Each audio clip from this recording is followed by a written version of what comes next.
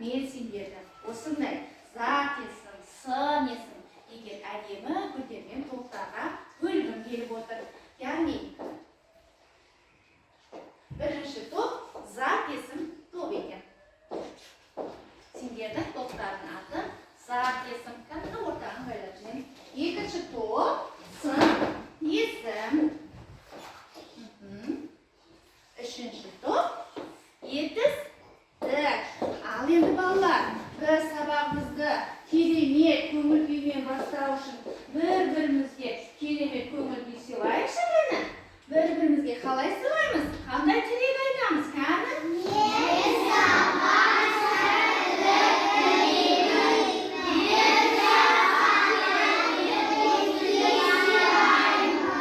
Тамаша. Олай болса, мен де сендерге керемет сәттілік, сабағымызды өте керемет көңіл күймен сабақты жалғастырамыз деген ойдамын. Барлығыңа сәттілігім бар.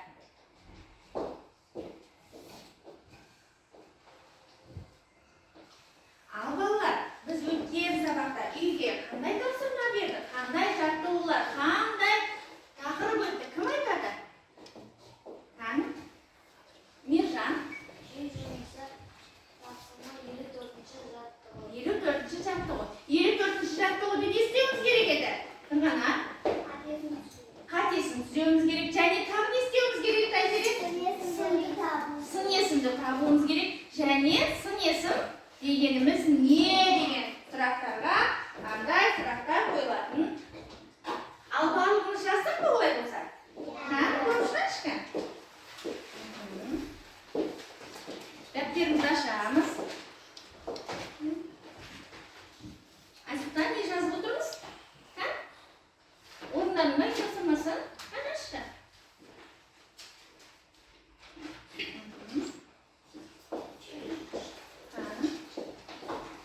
Сұрасыңдар.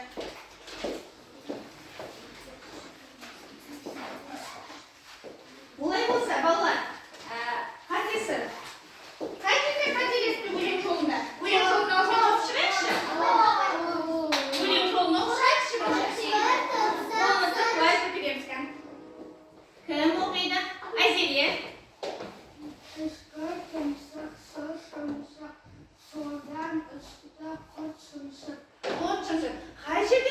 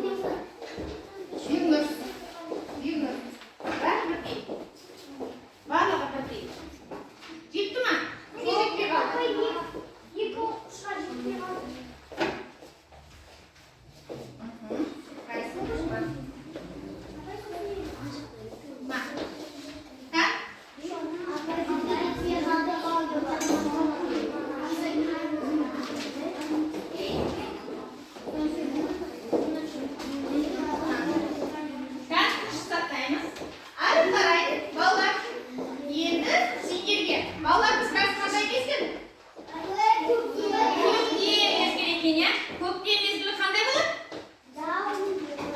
Жауынды және күн қандай болады? Бұлтты болады және күн жылы болады екен. Балалар, біз қарайықшы, экранға қарайықшы, біздің ауа райымыз қандай болып тұр? Бұлтты болып тұр, иә? Жауын жауайын деп тұр. Күн, қараңыз, күннің бетін не торлаған? Бұлтты күн ұнаймас сіздерге? Бұлтты күн ұнамайды екен. Ал балалар, күн бізге несін береді?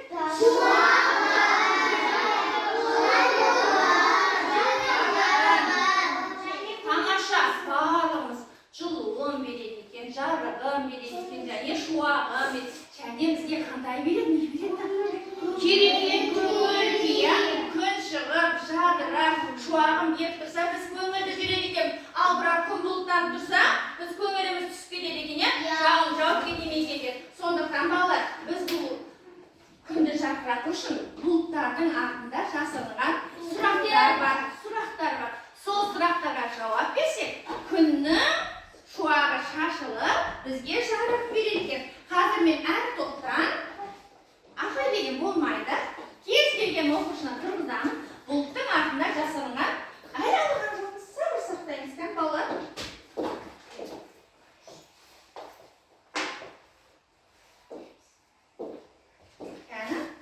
Сын есімге мысал келтір. Есік тобы. Жауап береді. Кім жауап береді? Әделия. Сын есімге мысал келтір. Әсемге. Жоқ, сөйлемес, мысал деп келтір. Мысалда қандай сын есімге қандай сөздер жатыр? Қандай сөздер? Үлкен. Үлкен. Сұрақ қоямыз. Қандай. Қандай? Тағы да. Нұрислам. Кіші. Сұрақ қоямыз. Қандай тағы да? Түсіне байланысты. Кәусар. Жасыл. Жасыл, тамаша. Келесі. Бұлттар шыдатырмыз. Жарайсыңдар. Сын есім қандай сұрақтарға жауап береді? Сын есім тобы. Қандай қай. Қандай қай деген сұрақ қойды. Тамаша. Өте тамаша.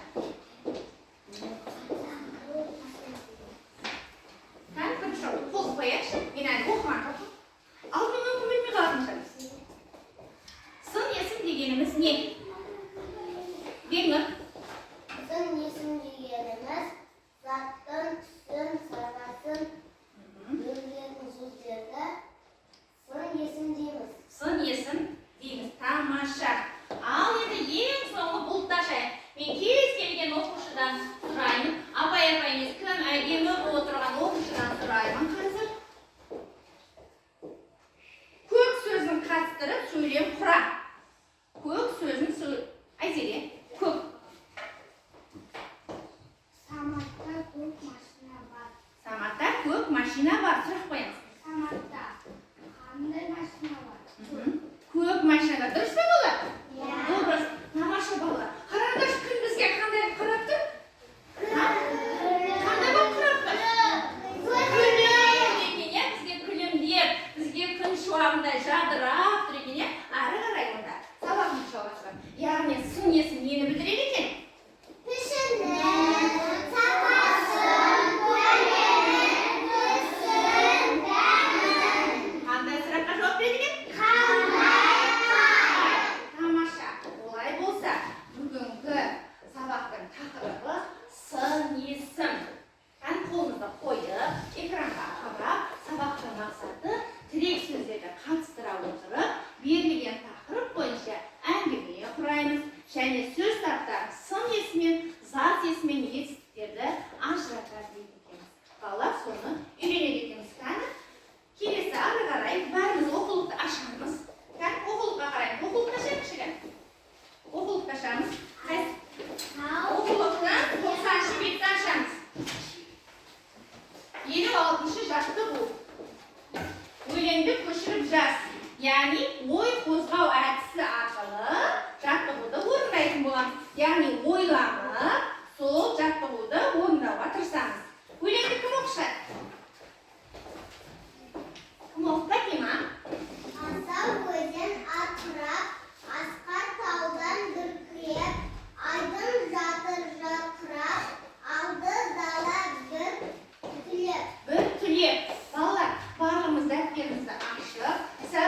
жиырмасы, сынып жұмысы, сын есімде 56-шы жаттығу деп жазамыз.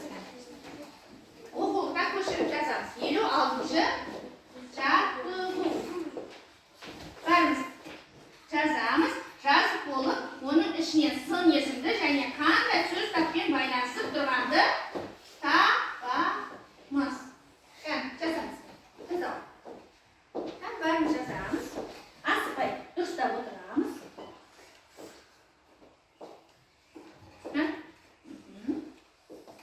Тамаша. Жаз. Әдемі жазамыз. Жазамыз. Ручкаң бар? Қачыр. Әне бар.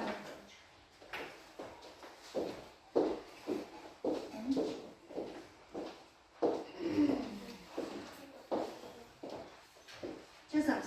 Қасапкес. Жылдамдап жазамыз. Жаттығулар бар. Талдаймыз оны. Сын есімді табамыз.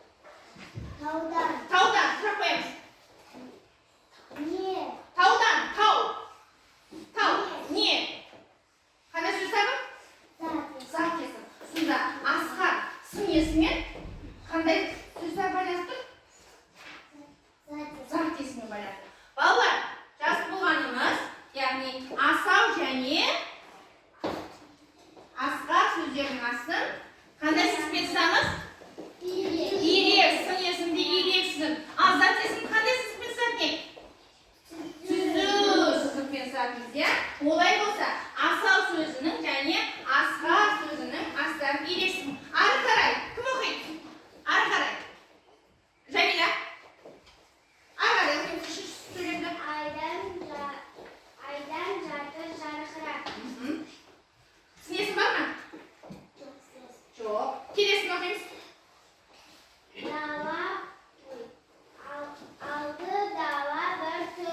Алды дала бір түлеп. Түсінесің бар ма? Түсінесің? Жоқ екен, я? Яғни бұл жаттығудың ішінде, өлеңнің ішінде асау және асқар сөз. Қан көрейікші? Ал. Осылайша белгіледік па? Асау. Түсінесің? Өзен қандай немен байланысты тұр?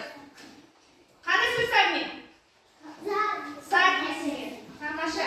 Жарайсыңдар. Барлықтарын жазып болсаңдар, барлықтарыңа бір балдан қоямыз.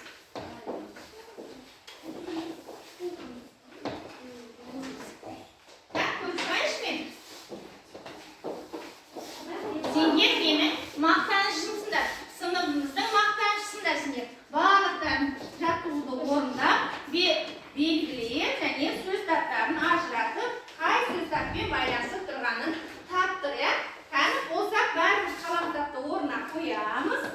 Әрі қарай жаттығу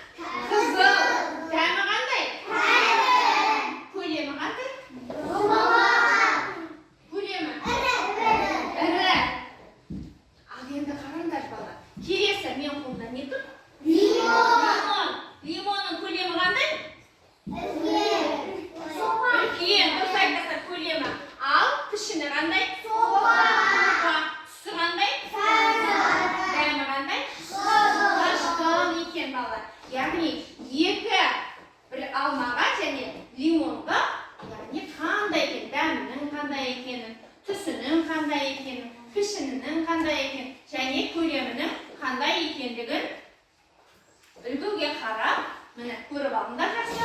Қазір мен әр топқа тағы да басқа жеміс жидектерді берем, сендер соған табасыңдар.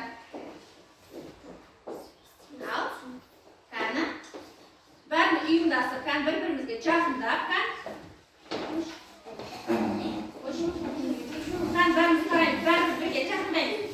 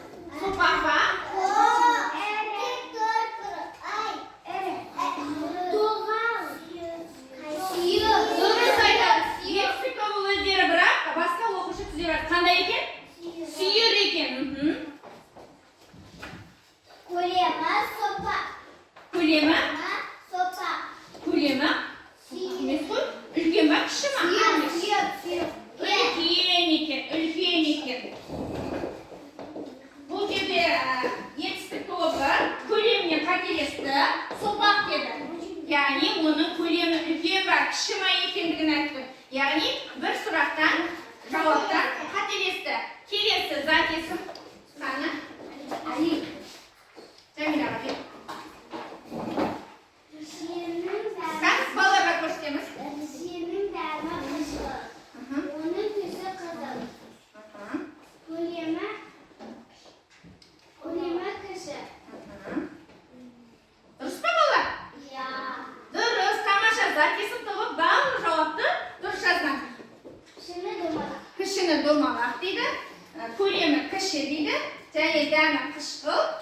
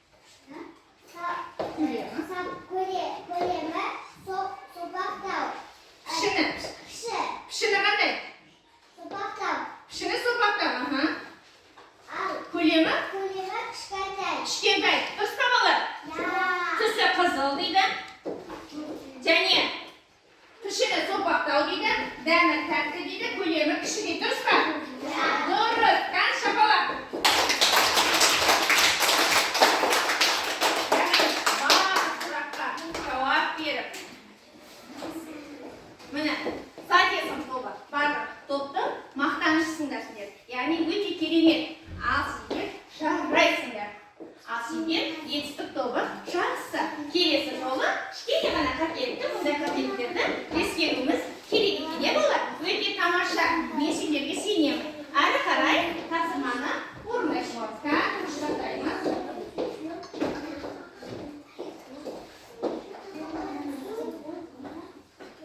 Келесі жаттығуымызға қараймыз. 28-ші жаттығу. Экранға қараймыз. Минуттық шешім. Жылдам тез жұптық жұмыс. Барлығын жұптаса отырып, мына төрт қатарда сөздер берілген. Осы қатардағы қайсысы сын есім сөздер? Сол қатарда тұрғанның қайсысы сын есім сөздер? Орнында тұрып жауап бермейміз, қол көтереміз. Берейлім.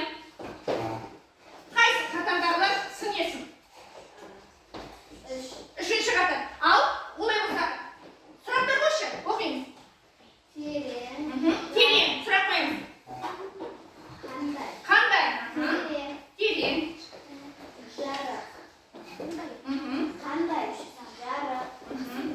Қызыл. Қандай? Қызыл. Қою. Қандай? Қою, тамаша. Ал олай болса, Мерейлінің жауабы дұрыс екен. Яғни барлығы да қандай деген сұраққа жауап берсе, ол қандай сөз тап екен? Сын Сын екен. Жарайсыңдар. Мерейлімге өте жақсы. Жарайсың деген бағаларым келіп отыр. Барлықтарында, бірақ ат салып, барлықтарында жауап беріп отырсыңдар. Әрі қарай. Тақтамен жұмыс. 29-ші жаттығу кітапқа қарайықшы бірінші. Бәріміз оқулыққа қараймыз. Оқулыққа қараймыз. Бірінші неше қол көтеріп отырмыз? Оқулыққа қараймыз. 29-ші жаттығуды қараймыз. Тез ойла әдісі арқылы бұл жаттығуды орындаймыз. Олай болса тақтаға қазір оқушыларға шығарамын. Бірінші тыңдаймыз артын. Осы сөздерді оқып шығайықшы бірінші. Кім оқиды?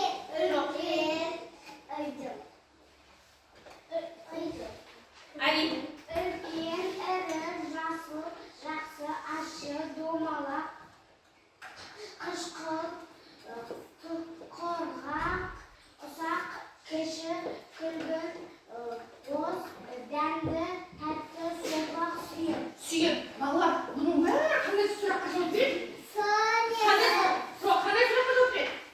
Қандай деген сұраққа? Үлкен. Жасыл. Жақсы. Ащы. Яғни бұл сөздердің бәрі қандай деген сұраққа жауап берсе, сын есімге. Енді біз балалар жаңағы алдындағы тапсырма сияқты көлемін, түсін, пішініне қарай қазір тақтаға оқушылар шығарады. Сол бойынша барлығымыз дәптерді ашып, дәптерді ашамыз. 59-ші жаттығу деп жазамыз. Дәптерді ашамыз. 59-ші жаттығу. Балалар, сын есім деген өлшемі өйткені қазір тапсырма орындайтын кезде сыймай қалуы мүмкін. Жарайды ма? 59-ші жаттығу. Әдетті дәптердің жаттығу.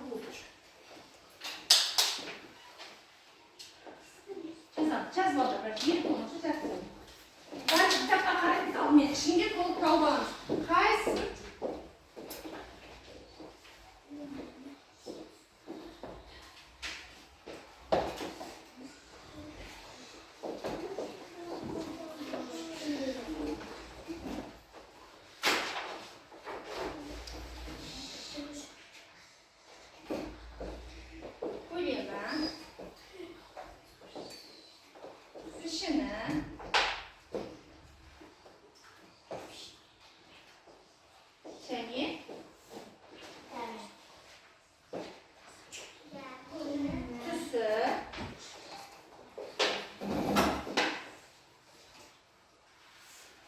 Turma balası geliyor.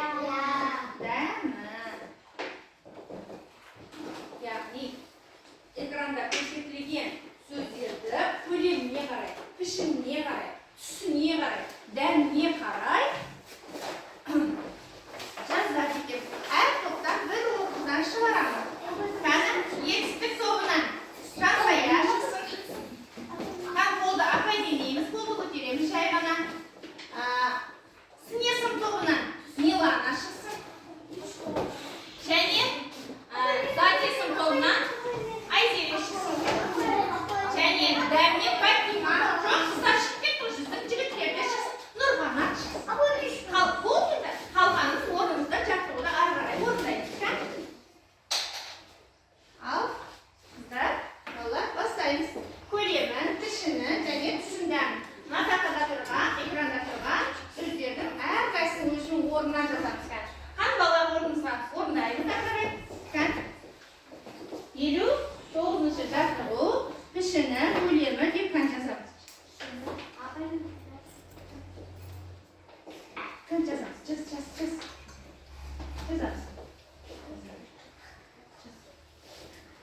Жазамыз. Жазамыз бәріміз. Жазамыз.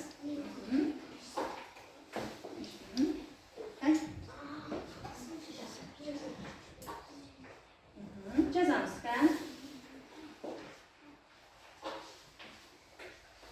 Дәмін, көлемін, пішінін және түсін жазамыз.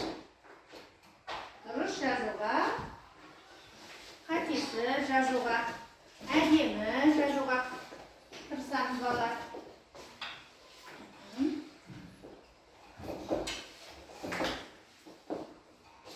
Болдың ба? Жансая? Оқышқан жазғанды. Үлкен, кіші, ірі екен, я? Көлемі. Дұрыс па балалар?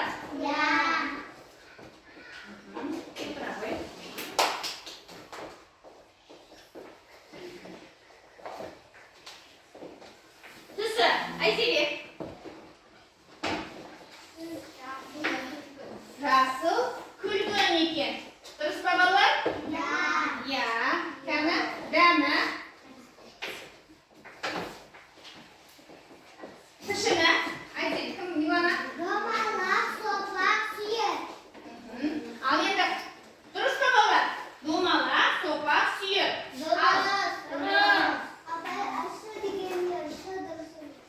Шы, как қарашы? Жазғаныз дұрыс па?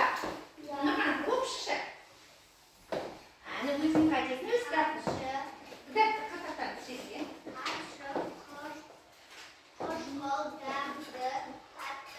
Тәтті. Балалар, тәтті деген сөзді қай жерден қателесті? Как жетекші? Қай жерден қателесті? Жоқ, беліне сынамыз. Беліне сынап, үстіне сынамыз. Тәтті.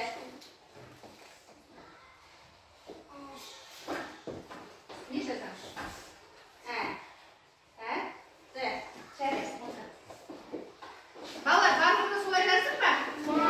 Жарайсыңдар. Олай болса, тапсырманы бірінші орындаға кім? Жансая. Жансая, жарайсың. Өте тамаша. Жақсы орындар тапсырманы. Жарайсың. Өте келеді. Келесі, Айзере. Айзере барлығын дұрыстап балалар түсінің. Жарайсың, Айзере. Және Милана. Милана, жарайсың, сені дұрыстап. Ал, кішкене Нұрғана сәл жазу кезінде сөздерден қателесті, жақсы деген. Келесі жолы сол қателіктерді орындамауға тырысамыз. Жарайсың.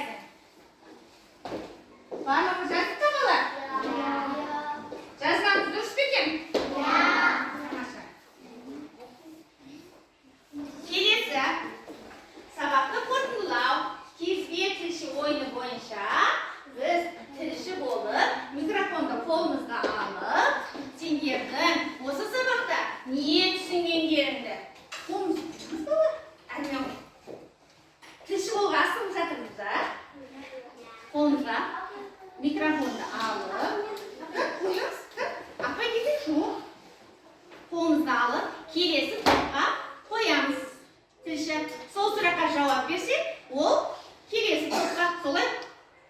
Бекнұр. Зат есім дегеніміз не? Қай топқа? Етістік. Етістік тобы. Зат есім дегеніміз не дейді? Кім жауап берсін? Рахымжан. Рахымжан. Зат есім дегеніміз не дейді? Аттыны білдіретін сөздерді зат есім дейміз. Дұрыс па Бекнұр? Дұрыс. Ал сен сұрақ қоя ғой енді. Кімге қоясың сұрақ? Қай топқа қоятын келіп отыр?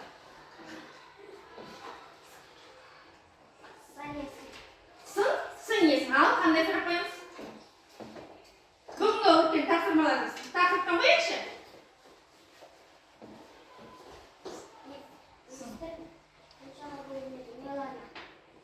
Етістік қаншаға бөлінеді дейді Милана? Екіге. Қандай? Дара және күрделі. Дара және дара етістік дегеніміз не? Дара етістік дегеніміз бір сөзден тұрады. Бір сөзден тұратын Сөзді дара етістік дейміз. дейміз. Ал енді дұрыс па? Рахымжан, дұрыс па? Дұрыс, иә? Ал енді Милана, бүгінгі өткен тақырыбымыз қандай тақырып? Қандай тақырыбымыз? Қандай сөздермен тақырып? Сын есім, иә? Ал енді сын есімге байланысты сұрақтар қойшы.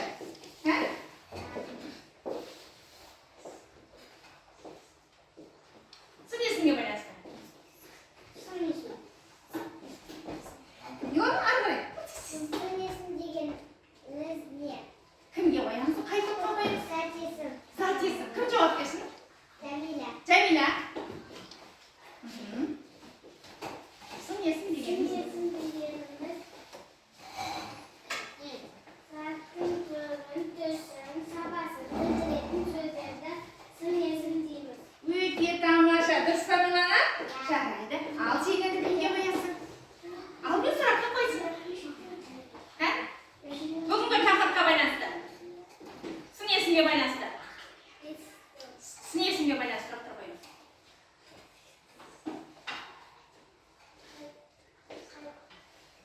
Несін? Қандай сұрақтарға? Сын есім қандай сұрақтарға жауап береді? Кім жауап берсін осыған? Әделя. Береміз микрофонды. Қандай қай? Қандай? Қай деген сұраққа қой. Дұрыс па? Дұрыс, жарайсың. Ал Әделя, күрделірек қойыңдаршы. Күрделі мысал келтіріп. Зат есім. Сын есімге байланысты, бүгінгі тақырыпқа байланысты.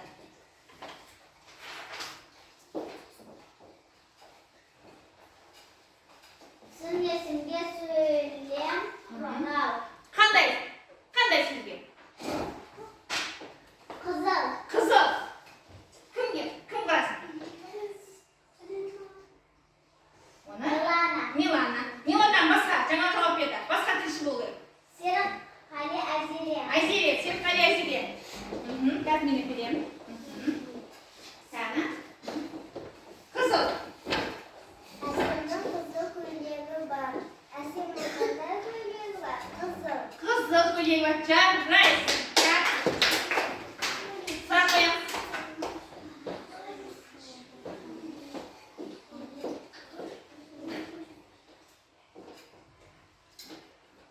Мен Айзерге көмектескім келеді. Мына заттың пішінін, көлемін, түсін, дәмін кімге? Кім жауап берсін? Кім жауап берсін? Тез. Бұл Әсері. Мери жауап берсін. Мери қарап тұрып, түсі қандай, пішіні қандай, дәмі қандай? Не өзі? Бұл заттың өзі не өзі? Қарбыз. Қарбыздың түсі жасыл. Жасыл. Пішіні домалақ. Дәмі тәтті. Көлемі? Көлемі үлкен. Үлкен. Дұрыс па? Иә. Тамаша. Жарайсың. Тағы да кім? Бүгінгі мен енді кезбе болғым келіп жатыр. Сендердің отыра қой. Сын есім сұрақтары қандай? Сын есім. Сын есім қандай сұрақтарға жауап берді? Әмен олар. Қандай қай? Қандай қай? Қандай деген сұраққа?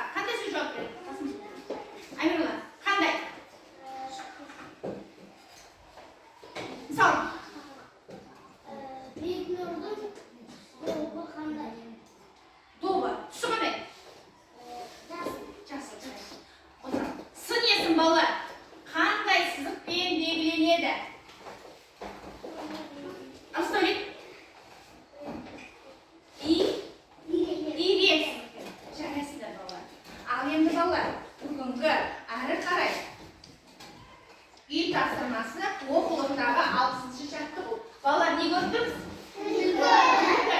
Түлкі. Түлкі қандай? Аң. Түсі қандай? Жоқ.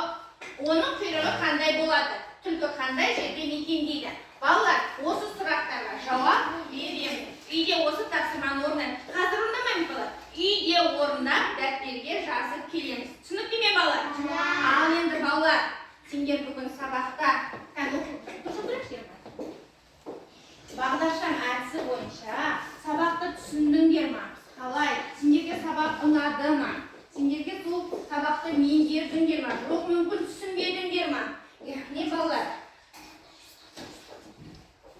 толық түсіндік десеңдер, қызыл түстер алдарында, себеттің ішінде қызыл, жасыл, сары түстер тұр. Балалар, әлі бастаған жоқпыз. Жартылай түсіндім десем, сары түстер, түсіп едім десем, жасыл түспен.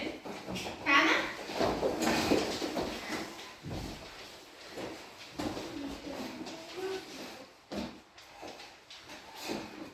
Барлығымыз кәні орнымызда тұрайықшы. Орнымызда отырамыз. Тамаша, барлықтарында сабаққа жақсы түсіндік деп ойлаймыз, иә? Кәні отырамыз. Яғни сабақты барлығымызға жақсы меңгерген екенбіз, иә? Өте тамаша. Сабақ несімен ұнады сендерге? Қай тәсіл ұнады? Милана, саған сабақтың қай тапсырма, қай тәсіл ұнады? 59 жаттығудағы, яғни әрқайсының көлемі пішіні түсіне қарай талдаған, иә? Нержан? 57-ші несімен ұнады?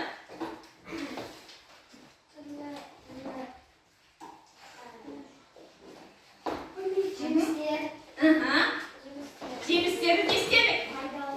Соның түсін, дәмі қандай екен, е? Пішінін. Саған?